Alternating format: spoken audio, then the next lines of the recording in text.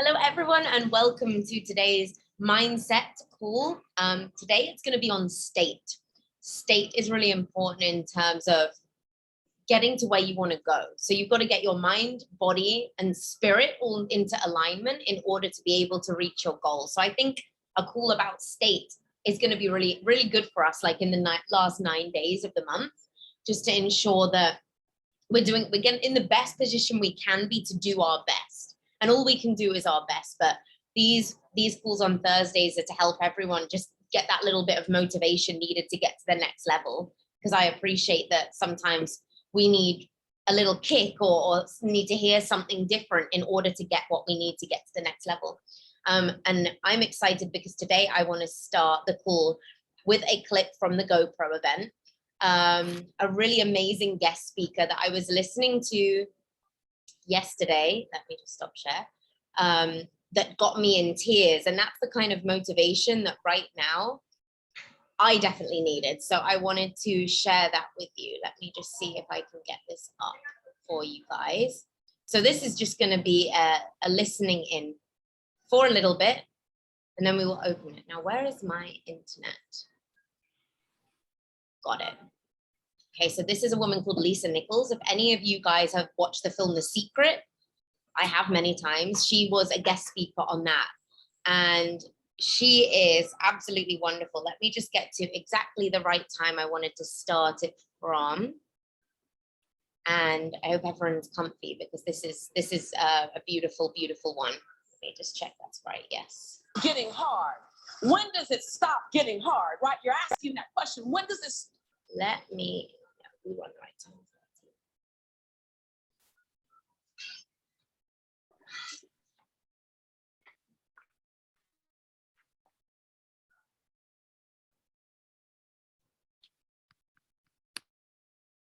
that my life had less to do with me. Your life has less to do with just impressing you and inspiring you. It has more to do with the people who will witness you. They'll witness you get up. They'll witness you play again. They'll witness you forgive. They'll witness you love. They'll witness you take nothing and make something. When you realize that it's about the people who are going to witness you. I was just in the back talking to Barry, and I was sharing a story with her. Barry, I'm going to share it now. She's like, are you going to share that? I was like, no, I'm just talking to you. But I'll share the story. In 2000 and maybe 7 or 8, I'm sitting in a van with John Assaraf and Jack Canfield. The Secret had just come out, and I was still struggling. Put your hand up if you've had some success, but it's still really hard. It's like, and you're asking the question, when does it stop getting hard? When does it stop getting hard, right? You're asking that question. When does it stop getting so hard, right? I see you, Lourdes. And so I'm sitting in the van, and I look over at John Assaraf, and I say, John, please tell me, when does it stop getting so hard? And I'm like, in this wimpy energy, like I'm even embarrassed when I think about how I must have sounded. John, I'm just so tired. I'm exhausted. Hands up, anybody, type your name if you don't. I'm exhausted. I'm exhausted. And I'm tired of watching everybody else's success. Anybody know what I'm talking about? I'm tired of looking through the windowsill, Becky. I don't want to look through the windowsill anymore at someone else's success. I want to get mine. I want to know what's out there for me. I'm tired, John. I'm just tired. And John Assaraf looks at me, and I promise you, without any hesitation in his voice, he said, Lisa, you can't sow your seed and reap your harvest in the same season, sis. He said, this is your seed sowing season. He said, and you have to water the seed, and you have to give light to the seed. You can't just stand over the seed and say, grow, lemon tree, grow abundance tree. You got to do something. You got to give that seed time. You got to give that seed consistency. He said, Lisa, are you willing to sow your seed and then wait and be consistent so you can reap the harvest? I said, Okay. I guess. Fast forward 3 years, you guys. Now remember the first time we're in a van going to John Gray's house. 3 years later, I'm sitting in a limo with John Assaraf beside me again, and I'm on my way to Larry King. And I'm on the phone with Warner Brothers. And John said, Lisa, I said, John, wait a minute. I'm on the phone with Warner Brothers. He said, Lisa, I got a question for you. I said, John, I'm on the phone with Warner Brothers. He said, I just got a question. I said, what? He said, how does it feel to reap your harvest? What does your harvest feel like? And so I ask you, I invite you. I stopped by to ask you, are you willing to plant your seed? And then are you willing to water it with consistency? Are you willing to water it with patience? Are you willing to give yourself 1,000 second chance? Type in chat, giving myself 1,000 second chances. 1,000 second chances. And when you get to $9.99, are you willing to press reset? Are you willing? Are you willing to give yourself everything you need? You don't want it to be easy. You don't need it to be easy. You are ready for such a time as this. There's a reason why you are here right now after 2019, then 2020, then 2021. You're the perfect person to do this comeback. You're the perfect person to tell the story. You're perfect. You're perfect, Shelly. You're perfect, and you know you're perfect. As a matter of fact, it's not the fear that you won't do it that sometimes frightens you. It's the fear that you might be everything you know yourself to be sometimes that scares you. Come on, I see you, Victor. Type your name in chat if you know you can see your light. You can see your light. You know your light. You know your power. You know who you are. And sometimes that scares you. See, there was a long time. I've had this essence in me for a long time. It wasn't that this essence was new. It was that I just wouldn't let the essence come out because I was afraid of my own light. I would see glimmers of my light and go, could that really be me? Nah, that can't be me. I'm that young girl from South Central LA with mocha skin and full lips and round hips and kinky hair. I can't have that kind of abundance. I can't have that kind of wealth. I can't be loved by all those people all around the world that don't look like me. Nah, that's not for me. It couldn't be me. You don't know my history. Anybody have that conversation at times? I know that I kept discounting myself. And then one day I found myself asking, well, what if I am the right person for such a time as this? What if you are the right person right now in the right place doing the right thing? What if someone, they won't be quite as inspired looking at someone else achieve as they will be inspired when they see you achieve? What if? What if? What if everything you've been through is perfect for who you are becoming? What if? I stopped by to make it mildly to moderately to significantly uncomfortable for you to sit in any form of mediocrity. I stopped by to ask you, are you willing to plug into your conviction? Are you willing to pull up your confidence? Are you willing to reignite your commitment? Are you willing?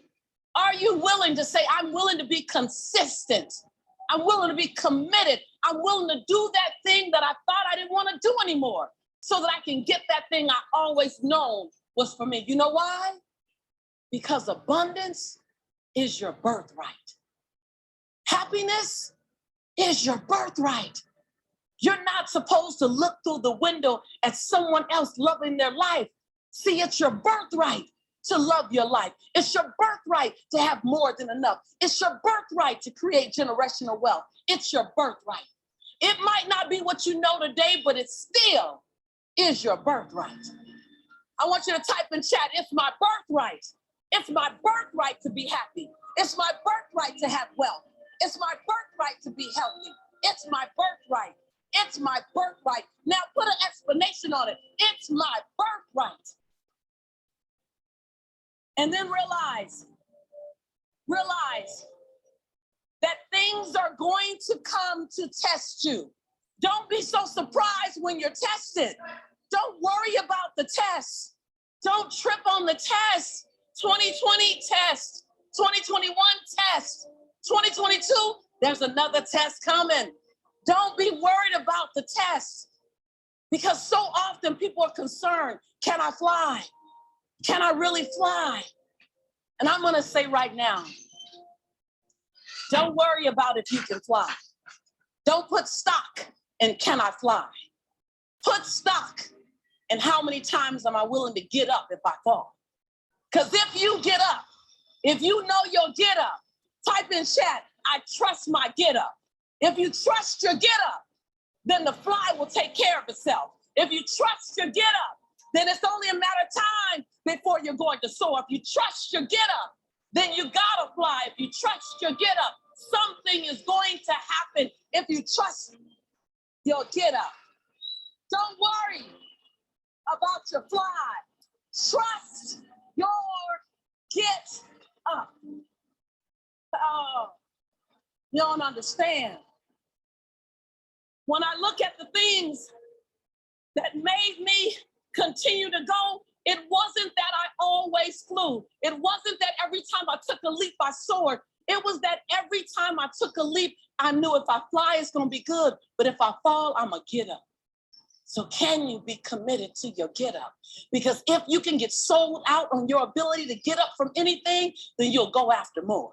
I'm just here. I came to pour something in you. I came to ask those who are ready to be radical. Be radical for your future. Be audacious, be bold, be radical. Let them call you crazy. Crazy got a freedom to it. If they call me crazy, that means I can do anything, Laura. I can do anything because now I got the freedom, Kevin. I'm all right. See? Okay, so that is Lisa Nichols. She's amazing. And she's been through so much. So state is something I wanted to talk about, because when I'm struggling, when I'm getting in my own head, I listen to a speech like that from someone who's been through so much and still talks about the get up. It's not about just flying and getting to the top and everything's going to be easy. We're all going to fall flat on our asses here, time and time again. It depends how easily you get up, brush yourself off and try again. That's what makes the leader. And she talks about it being hard, how you create suffering for yourself, because we create suffering for ourselves by deciding things are hard. And so I wanted to take us to the first point that I wanted to make today on state, which is states of suffering. So states of suffering, there are three things. We talked about this on our last call. Loss, I will lose out.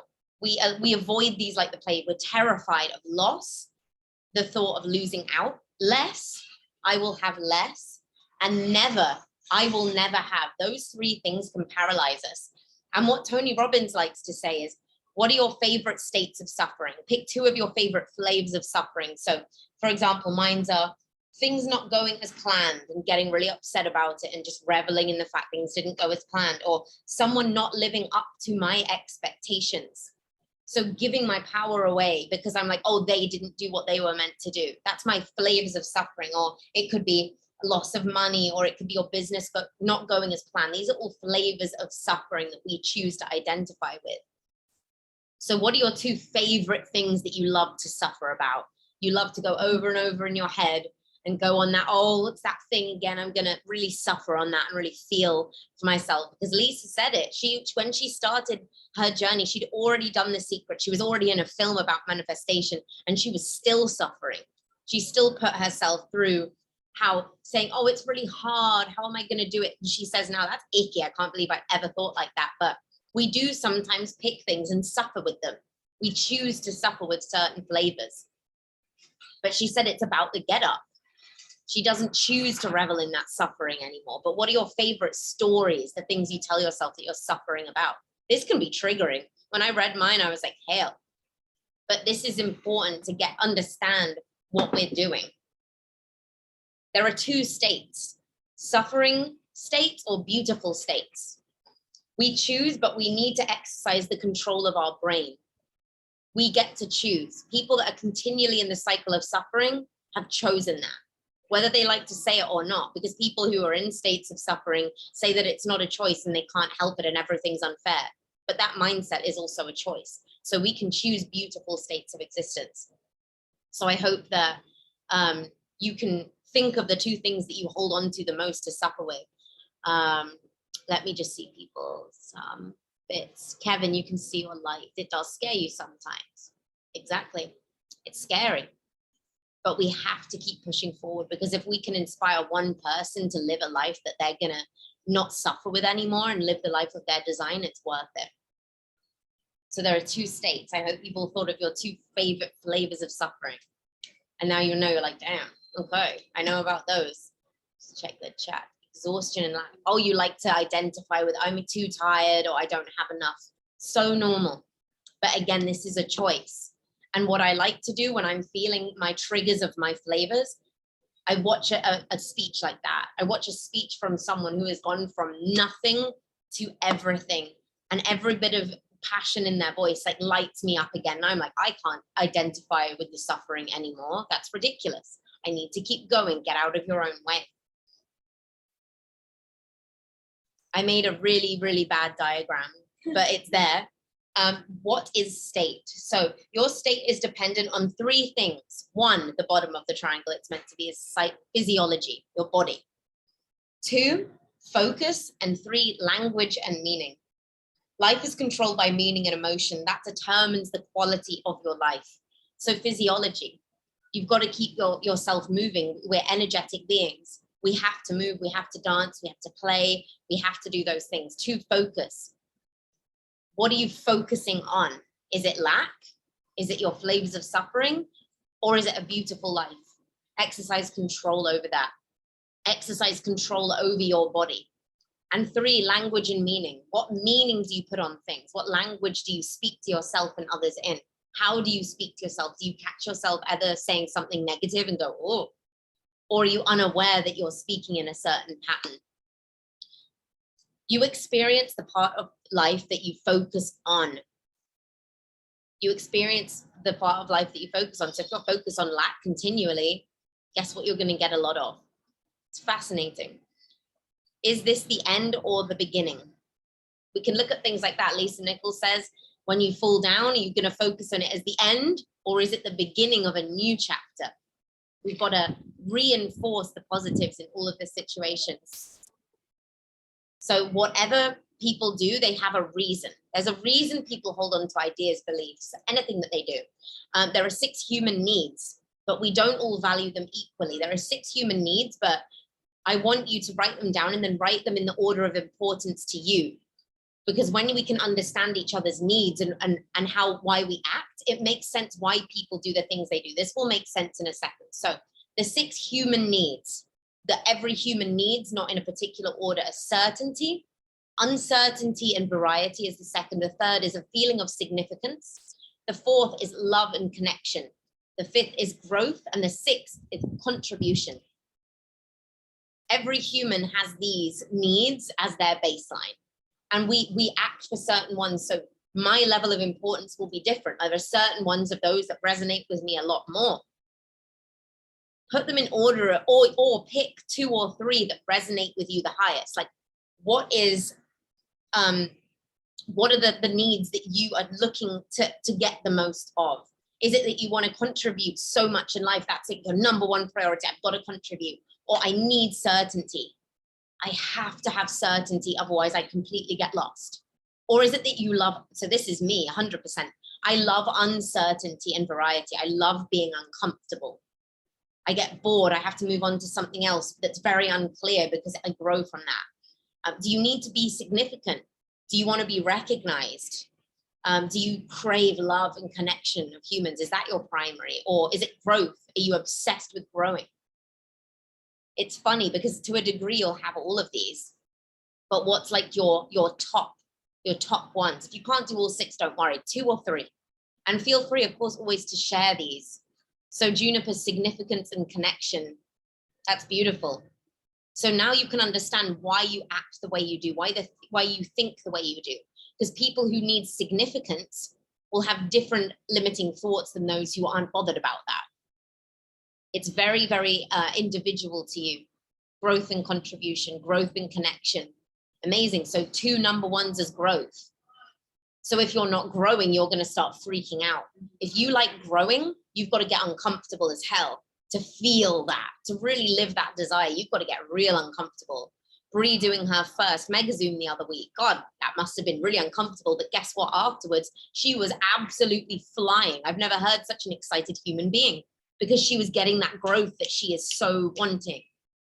That hit that point. Connection, we get so much of that here in this community, which is why a lot of people love it, because we don't get the same connection sometimes outside. But just be aware of these. And when your limiting beliefs come in, your favorite states of suffering, notice how they're connected to your number one of these. Like if you need certainty and you're always worrying like, oh my God, I'm not going to have money. I'm going to run out. Oh, I don't know where my business is going. They're very heavily connected. That fear of not knowing, the fear of the unknown, you need certainty. So to create certainty, follow the systems, follow the blueprint, reach out to 10 people a day, do all of the things needed in the formula of network marketing to make your business work. If you need money, it's guaranteed in this business if you work your butt off. You can be certain of your future when you are the one deciding the steps you're going to take. You can't leave this business to chance. You have to have a plan in place. If you want that plan, speak to your upline, speak to someone who's getting success so they can show you what that plan is so you can be certain that you're going to get to the top. And if you are consistent, you will certainly win at this business, but it's a matter of when. It took Eric 9 years. He was certain it was going to happen. It was just slow. If you need the certainty of 10 grand a month by the end of this year, like I need 10 grand a month by 6 months. Okay, you need to be certain of that. Put the work in and you will get that.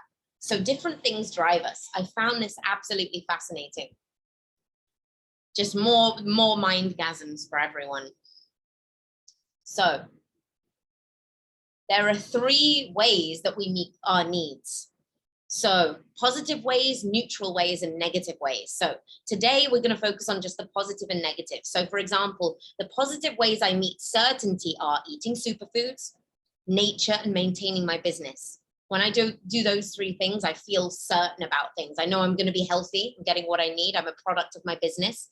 Nature keeps me grounded. It keeps me mentally stable. And maintaining my business, I know I'm going to get to the top.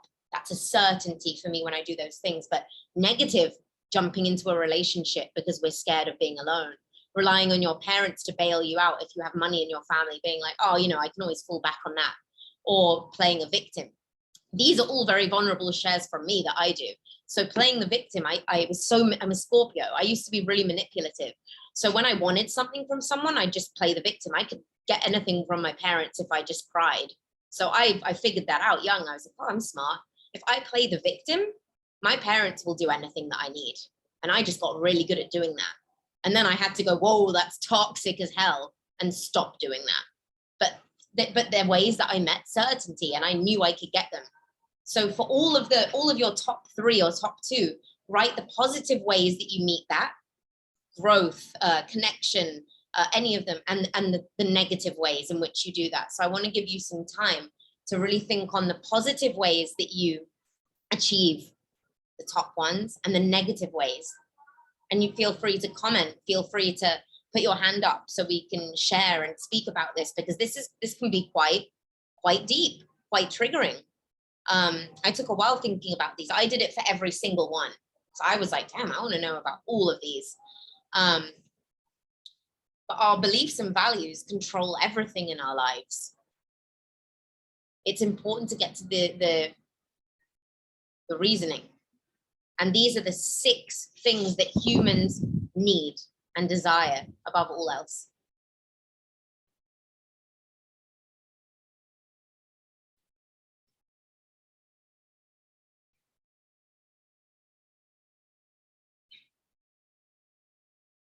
Positive and the negative.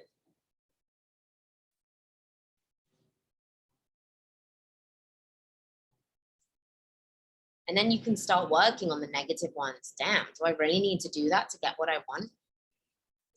Is that healthy for me? Is that good for other people? Is that the kind of person I want to be? Because we're all acting out of wounds, childhood wounds that we haven't fixed, belief systems that we built that other people have said to us and we've absorbed as our own. They're not necessarily true. We're all human as well here. This is a compassion. This is full compassion here for everyone. It doesn't matter. There's no judgment on the past or even now. There's no judgment because we're all acting out of childhood trauma, essentially. And all of these are to keep us feeling safe.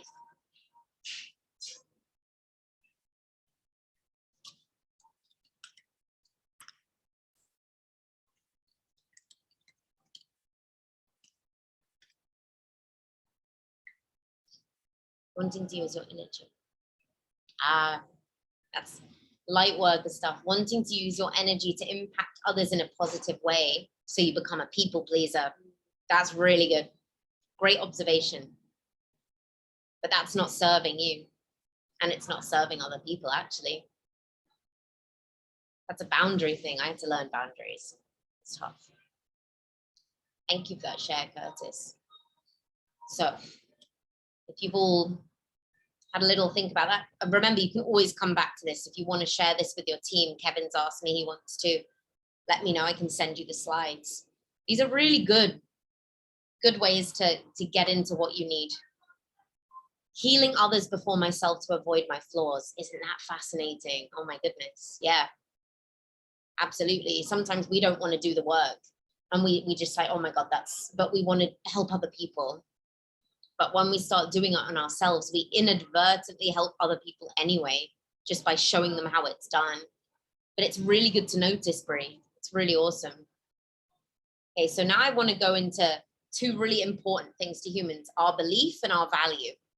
Our belief is the feeling of absolute certainty about what something means. Everyone has different beliefs. It doesn't make something right or something wrong because that person has absolute certainty about what that means. And value is the emotional states that we believe are most important for us to experience or avoid. So we spend our life experiencing things or avoiding things dependent on what our values are. And they're all different. No one is the same in this. This is all of our conditioning and programming. Stuff we've decided now, we let go of things. As we develop and as we work on ourselves, we start to thinking, oh, is that a belief that still holds true to me today? Or can I let that belief go? What belief serves you more now? What values in you have changed? For me, I was a meat eater for a long time. Now I'm vegan. My values completely changed. That was an instant. But this is what keeps people going, keeps them doing the things that they do. Conditioning over programming. So we're often programmed, but we want to condition ourselves and override the programming. Conditioning over programming. So for example, with our business, we're starting to recondition our minds to see who we are, what our value is, and how we can help people. When I came into this, I was programmed in many ways that I've now deprogrammed myself in. The way I thought about myself, the levels of achievement I thought I could reach, how impactful I thought I could be. I didn't know I could be a leader. So this is new conditioning that this business has taught me, that we all get access to. We have to practice this every day. We have to start taking ownership and conditioning ourselves instead of allowing old, outdated, shitty programming to run our lives, of which I'm sure there's still a lot in me, but they're uncovering themselves more and more. The deeper the personal development work you do is, the more you start to uncover this, which is amazing, frankly. This is a gift. If you want lasting change, say these 3 things every day. I must change now. This must change now. And I can change now. That is, I must change now. This must change now. And I can change now. Empowering words. If you find yourself in a cycle of your flavors of suffering, This must change now. I must change now, and I can change now. Your body will respond to those sentences in a completely different way. Your brain's going to pick up on that. I encourage you, these mantras, tell yourself all the time. So empowering. 3 things. The past does not equal the future unless we live there. You can change now. We cannot live in the past. Don't think that the past has anything to do with your future. We listened to Lisa go, you know, I was this mocha skin woman from LA. I didn't know if anyone would ever listen to me, but her past has nothing to do with her future. She looked back and thought of herself as other or unworthy, and look what she's created. Your past is actually going to be your hero story. If you've had a shitty past, if you've struggled, if you've had a hard time, if you've struggled with people, if you've struggled with yourself, with depression, with addiction, it doesn't matter. That's part of your hero story, and you're going to help people by owning up to that and knowing that you overcame all of that to become the person that you are right now. She said, everything that you've ever been through, make the decision. Everything that I've ever been through was shaping me to become the person I am now. All of the suffering I went through. That's your new conditioning, not being destroyed or frozen from your past, unable to move forward, ashamed of it, but open about it. Tell people about it, but not identifying with it. It's part of your hero story. So a belief is a feeling of certainty about what something means. To change, there are 3 ways that we can change our programming. 1 is get leverage. We either identify with pain or pleasure. So we need to find the resources to identify with one we prefer. So pleasure. We need to find leverage to get us more pleasure and get away from the pain. So we become resourceful. We find the leverage that it takes to get us out of our predicament and move us towards a more pleasurable existence. This is how we get out of suffering. The second, failing to change. This is it, okay? Failing to change now equals massive, immediate, unbearable levels of pain. Failure to change now will equal massive, immediate, unbearable levels of pain. So you're going to find the leverage. If you know that you're going to run out of money, if you know that you're not going to live your life's purpose, if you know you're sick, you're going to get the leverage to stop you and get you out of that. If you identify with the fact that you're going to be in unbearable levels of pain, by God, you're going to get the leverage to get you out of there. So find the leverage, whatever it takes. Change is never a matter of ability. It's always a matter of motivation. We're all completely able to change. If people tell me they can't change, I'm like, you haven't got the motivation to do it. What do you need? You obviously think that where you are is all right. You understand? So it takes motivation. And not everyone has that, because everyone has the ability for huge radical transformation. But your leverage, your need to want to change has to be massive. It has to be big. So number 2 is interrupt or annihilate the limiting pattern. Tony Robbins talks about 90-second rule. If you start to get a belief come up or something that's not serving you, he says, give yourself 90 seconds to change that. Whatever it takes, running, laughing, taking time out, meditating, whatever it is, 90-second rule. You're not allowed to sit in that feeling for more than 90 seconds. Otherwise it becomes a pattern. Ooh, that's really amazing. Brianna, leverage to stay living on my own and make my own money without anyone's help. Yes, because what's the alternative? You're gonna find the leverage to do that, no matter what it takes. But we have to interrupt or annihilate the limiting pattern. Just shut it down dead. I can do this. I can change now. I must change now. This must change now. Otherwise, you're enjoying your suffering. We want to get out of it, but some people enjoy it. They love the voice telling them they're not good enough. That gives them an excuse not to even try. We're not like that in our tribe.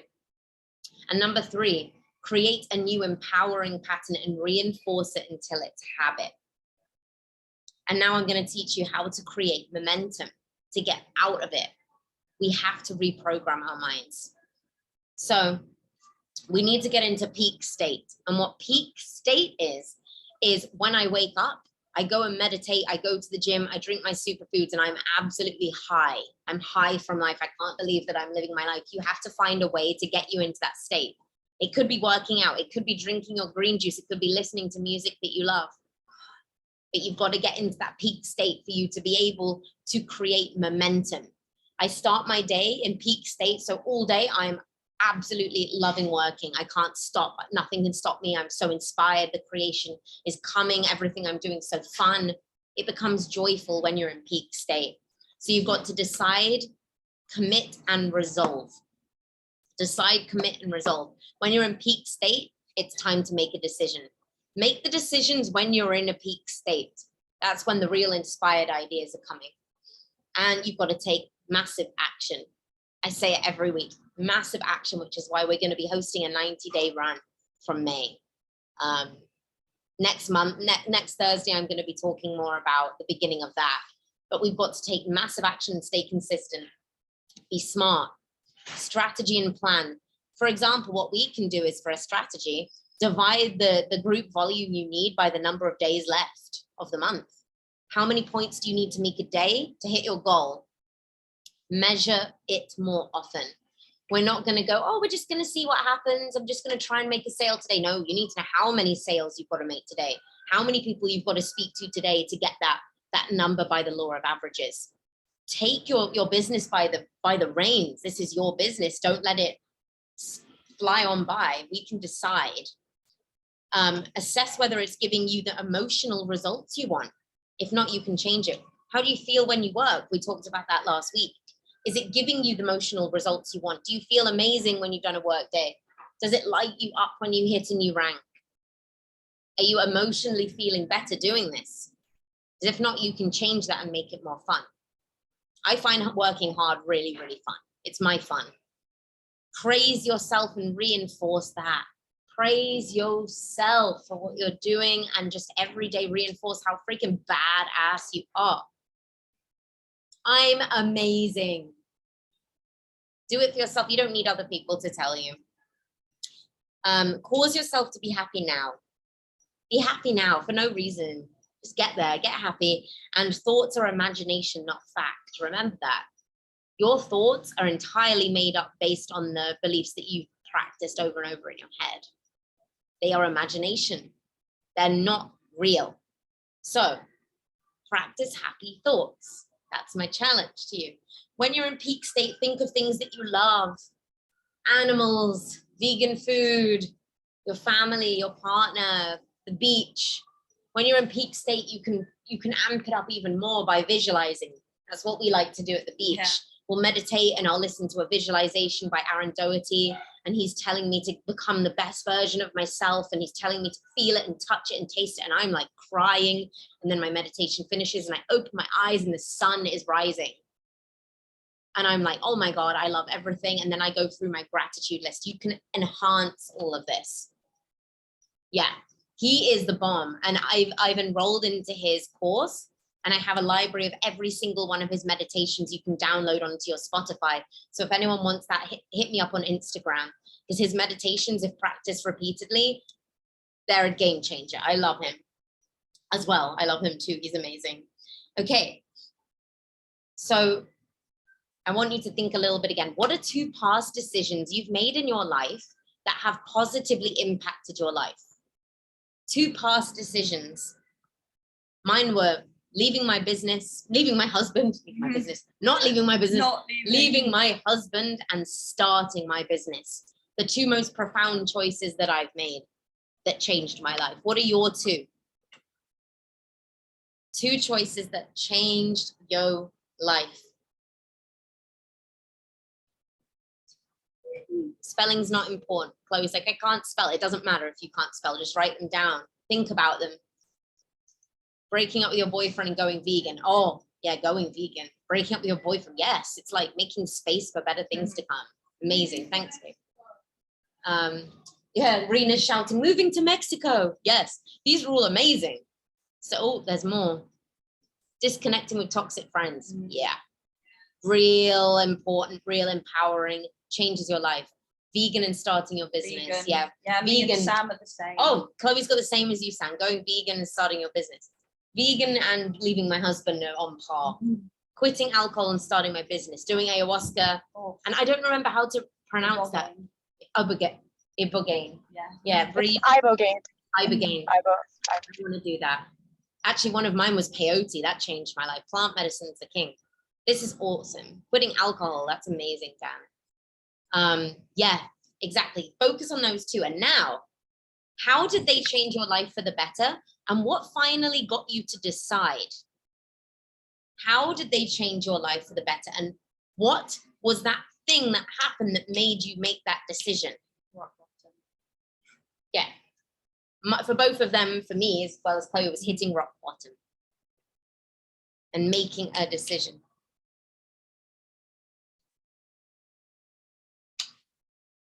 They pushed me into uncomfortability and growth that empowered me to make my own decisions, change my life. And pain. The pain pushes us to make really good decisions because we don't want the contrast of pain. We want to feel good. How did they do it? And what was the thing that got you to decide?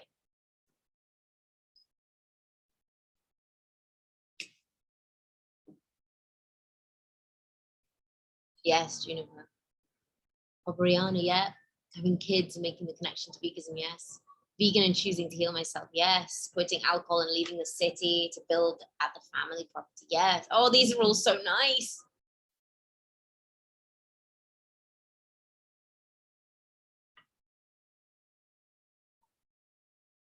So we can all think to what was the thing that was the catalyst to make huge change for us. And I'm guessing there's like a similar little thread here of like pain or discomfort or,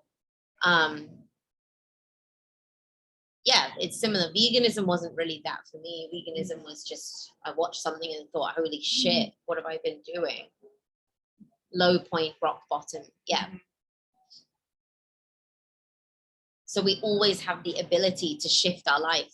Why does it have to wait till we get to rock bottom to get there? As we develop, we don't really need to have the rock bottoms anymore because we can see what's going to be good for us before things go really, really sour. And I hope that's happening more to us as we're growing as entrepreneurs and as people. Once I knew better, I had to do better. Toxic friends seeing my journey of healing as a joke. Wow. People get jealous. People want to keep you where you're at because it makes them comfortable.